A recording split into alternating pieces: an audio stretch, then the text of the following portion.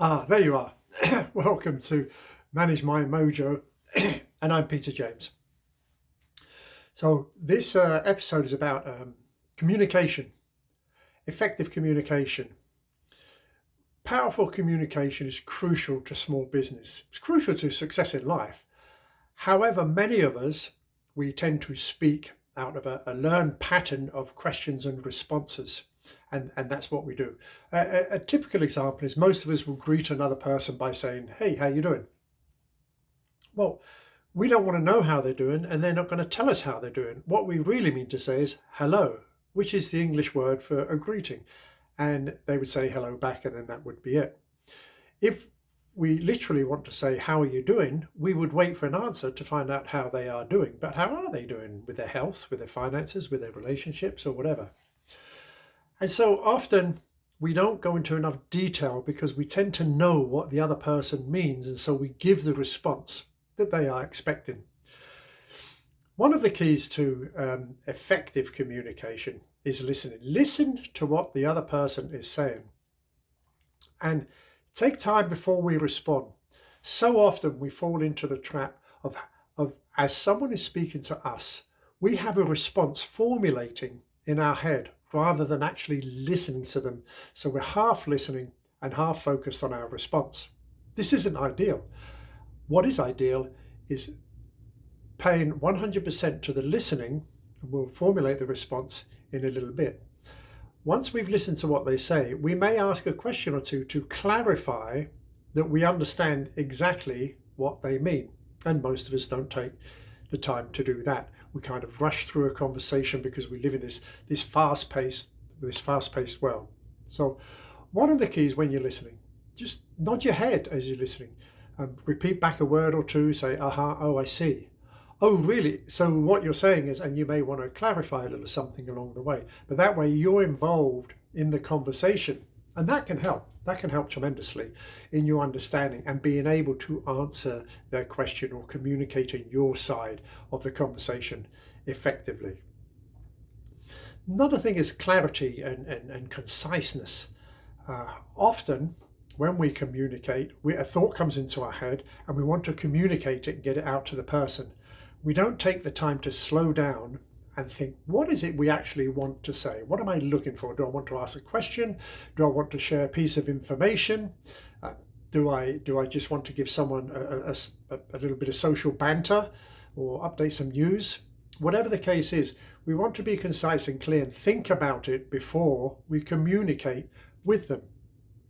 So expressing your ideas clearly and concisely is most important to effective communication. To do that, we need to take the time to think clearly about what it is we want to say. Now, there's different forms of communication, but mostly I'm talking about business communication in this episode. So if you're a multi-level marketer, you're a network marketer, you're a small business owner, you have clients, you have a store, you have a shop, you have customers, then you want to spend a little bit more time on thinking about what it is you want to say, what it is you're looking for to get from the conversation.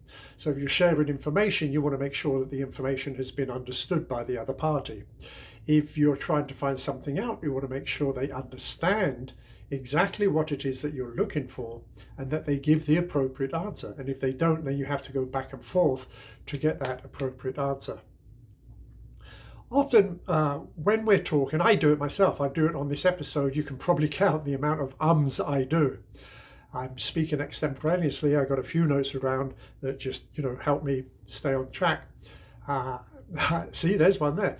We tend to use crutch words like, yeah, man, yeah, like, so like I was saying, like, that's really not good communication. That's using crutch words. So we're falling back on a word that really has no value other than to help us get over the pause because we haven't clarified what it is we want to say. So on this point, I would say that if you're communicating to a colleague in business, let's say you want to send them a text, let's say you want to set up a Zoom meeting or face-to-face or a WhatsApp call or something like that, because you have a particular point to make. You may want to take a little time to think about that point and write down what it is that you want to get from that conversation and then leave a blank. So one of the things I found successful is before I go in, I write the one question. I may not ask that question straight away. I may build up to that question, but then I read the question from the paper, from the notes on my phone, and then I leave a blank, and then I put the answer in the blank. If I cannot fill in the blank, then I haven't an answer to my question. We may have had a good conversation, but I didn't achieve my aim or my goal of that conversation. Now, one of the things we have is in face-to-face is non-verbal communication. Non-verbal communication can still take, even in a non-verbal communication. Let me think about this. So if we're WhatsApping, or we're texting, or whatever the case may be, there are still ways of putting a tone into what it is you're saying, like putting capital letters or repeating something, or a choice of words that can be harmful rather than beneficial. So, where the hell were you last night is not going to be as effective, because it's going to put them on the defensive. It's not going to be as effective as saying, oh, we missed you last night. Is everything okay? You're still going to find out why they weren't there last night.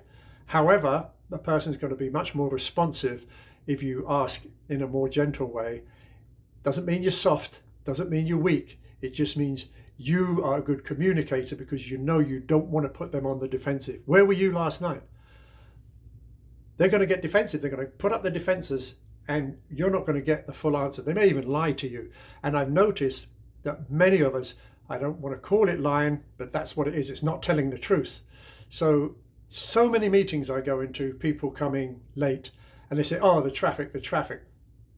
Most of the time it's not the traffic. The traffic was heavy, yes. However, you didn't leave early enough in time to get to the meeting. There's a meeting at 7 o'clock. Everybody's meeting up at 7 o'clock. Then the goal would be to get there for like 6:45 rather than 7 o'clock. And if you aim for 7 o'clock, you're going to be late, probably. Another thing is, people don't take into the time when it comes to promptness. They don't take into the account the time it takes to park up, find a parking spot, pay the parking meter or whatever it is on your phone, make their way into the building, find out where the meeting is, and then work their way up the elevator or whatever else they have to do. So allow enough time. And all of that comes through non-verbal communication. How are you going to, what tone, what nuance are you going to use in the communication with this person? If you are face-to-face, if you're on a WhatsApp, FaceTime, Zoom, then that counts as well. I've Zoomed with people who are like this. And when you're trying to talk with someone who's like this, that's not very helpful. And that's straight away, it's hard to concentrate, because you think they're not paying attention. Or what you're thinking is, can't they even get their video straight, so they're in the middle of the screen? So there's different things. Being distracted, not paying attention. So many people, when I go on different Zoom meetings, they're doing stuff online. Now, they could be typing up notes, but I'm pretty sure a lot of them are not typing up notes. So all of those are non-verbal cues. So what is the other person thinking while you're on your phone, or while you're typing, or while you're doing something else? So pay attention to non-verbal communication. Another one is empathy. Empathy is trying to understand where the other person's coming from. In communication, many of us are focused on ourselves. What is it that we want to say? What is the answer we want to get? What is it, the statement we want to give out there? And so that's focused on us. I know back in the 80s, I read a fantastic book. I try to live my life by it as much as I can. 7 Habits of Highly Effective People by Stephen Covey. And one of the habits there is that he says, seek first to understand and then to be understood. So if you want to have an effective communication, it's really, really nice when people get together, instead of going straight into it, which is the American way. Many other customs, they'll have a cup of tea first. Many other countries, it is normal to have a little get together, get to know one another. How are you? How are the family, and everything else, and then slowly get into it and lead up to the point. Now, I'm not saying it's a right or wrong thing to do, but it's probably better for effective communication, because now you've relaxed the person, you've built some rapport, rather than just going straight to the meat of it. And I know we're hurried, we're all rushed. Well, we've all got 24 hours in the day. How we choose to spend them, that's our own decision. The use of technology. There's a lot of different things that we use nowadays in terms of technology, email, instant messaging, video conferencing, all the different social medias. And I don't know about you, but I work with people in different geographical locations, and there's different habits when you're working with people in different geographical locations. So you've got the time difference. You may be at night time, but they may be just getting up in the morning, or vice versa. You may be fresh and they're just getting worn down and getting ready to go to bed, but they've stayed up for this Zoom call or for this whatever call it is that you may be on. One of the keys is to practice the media that you're using. Now, I know many of you have a favorite media, as do I. I don't really. I try to avoid it, but practice using the different media. So when you have to go and use that particular one in a particular situation, you're a little bit more comfortable with it. And feedback and constructive criticism. Always ask for feedback. So ask someone, did they understand? Or how did you understand what I said? A lot of people will say, was that a good meeting? Or was the meeting good for you? And they'll say, yes. But neither party learned anything from that. However, if you ask, what was the one thing that stood out for this meeting that you're going to apply when you get back to your office or when you get back to your place of work? Questions like that, specific questions where they have to think and come up with a response. When I used to teach at the end of the class, I always did a roundup around the class. 15 minutes before class was over, we'd go around and we'd say, what did you learn? What's one thing that you learned today? Students learned more from that, no, not more, but they learned an awful lot from that session by everyone giving a little piece of information of something, the one thing that they learn and that they are going to apply. So seek constructive criticism. Go back after you've had a meeting with someone, whether it's online or face-to-face, and ask them, how could we improve that meeting? Was the meeting too long, or do you think it was too short? Do you think we covered everything? And try and get some feedback. Do this all the time after every meeting. Now you may say, yes, but who's got time for that? The people who want effective communication make time for that. Remember, when you say who's got time for that, the issue is not the time issue. The issue is a planning issue, because we've all got 24 hours in the day. So have you planned your 24 hours well enough? So try and get that feedback. Try and get that constructive criticism.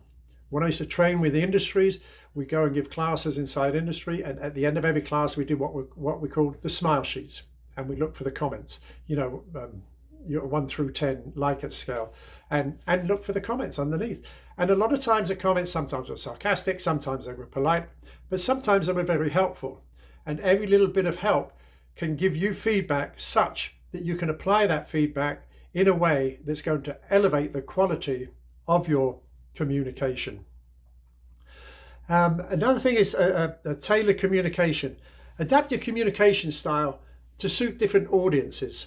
Now, when I was in my 30s, a couple of years ago, I had believed up until I was about 32 that I tell them what I think, not what they want to hear.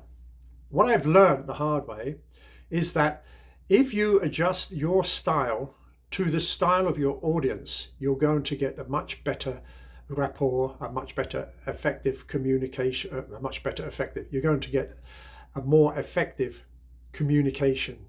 So find out who it is that you're speaking to, and if you're speaking one-on-one with individual people in your team, for example, then you may adapt to a fast-paced person more differently than you would to a slower-paced person. Someone who likes details, give them the details. Someone who likes just a broad brush, then just give them the broad brush. By adapting your style and tailoring your communication, you still get your main points across, but you do it in a way that is much better received by the recipient. I'll give you an example. Many years ago, we were doing DISC training, D-I-S-C, which is a personality styles training.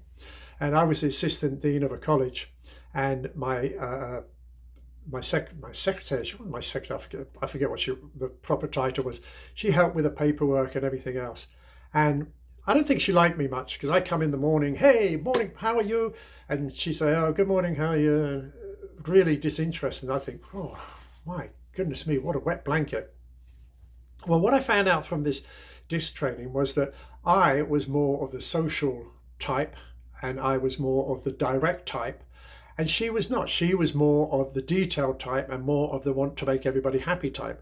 So her pace was slow. She liked to take her time and she liked to get to know someone. And here was me coming in full of energy, bouncing about all over the place, which was horrible for her. That was just absolutely not her style. I couldn't understand that because I had no empathy.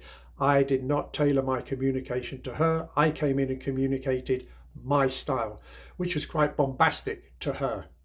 So once I'd learned this, I went in, I sat down with her and I spoke and I apologized. I said, I've learned something today, and I explained the difference between the personality types. And she was so thankful for that. After that, she opened up a lot more to me, and I would take a few minutes every morning, instead of just popping my head in and yelling, hi, how are you? Take time to sit down, ask how a ride was into work was, and just ask a few questions, just to make a little conversation. Did I really want to do that? Not particularly, but I did want the rapport and I did want the close communication. That was important to me. So take the time to tailor your communication. And the other thing is keep consistency across all channels. Having worked with a number of different companies, one of the things I hear is what people share their opinions about others behind their backs. I suppose you could call it gossip. If you are consistent and you try to focus on what it is you want to do, what is your objective, and you stick to that no matter who you speak to, and you treat everybody you treat everybody the same. You may communicate differently with each person, but you treat everybody the same. Then you will be known. That will be who you become known for. And I've worked for bosses, I've worked with people that I may not particularly like, but I respect immensely because there's that consistency. There's never any surprises. There's never any mood swings or anything like this. So bear that in mind. Now, also that you want to build strong relationships with your teams, with your colleagues, and with your clients. So by taking time, making time to improve your communication, to analyze, not deeply, but to look at and reflect upon your communication and how you can improve it, can help you immensely. Also, if misunderstandings come up, if you ever hear of misunderstandings, come up with ways to resolve those misunderstandings. Have clear and open communication. Now, I know many people that would have an open door policy. I used to have an open door policy when I was in an office. I stopped it. I said, no, I don't have an open door policy. You can come and see me anytime you want, as long as I'm available. But if I am giving my time to someone else who has made an appointment with me, then I'm going to close the door and dedicate the time to the person who made the appointment. It's not an open door. You can't come in and disturb that. So you have clear standards and clear ways that you communicate with people. And then lastly, enhancing customer satisfaction. One of the things I love is doing customer service training. The stories you hear about customer service, people going above and beyond, it just fascinates me. I love to see human beings going out of their way to be amazing to other human beings for no other reason than it's going to make their life better, the other person's life better. And I think that's just wonderful. But if we try to do that with everybody, with our colleagues, with our team, upline, downline, bosses, workers, across the board, and just did it to enhance, they call it customer satisfaction, but satisfaction and communication with people. What can you do to help those people be nice?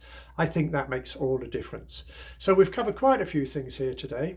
It's all about effective communication, how much effort you put into it, how many notes you take from this or how much you apply from this is entirely up to you. There is a freebie that you can sign up for. The link is down below.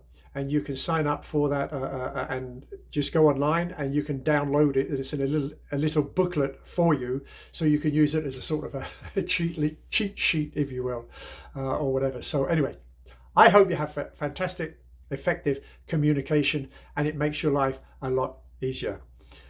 To sign off, I'm going to ask you, be the best you can be.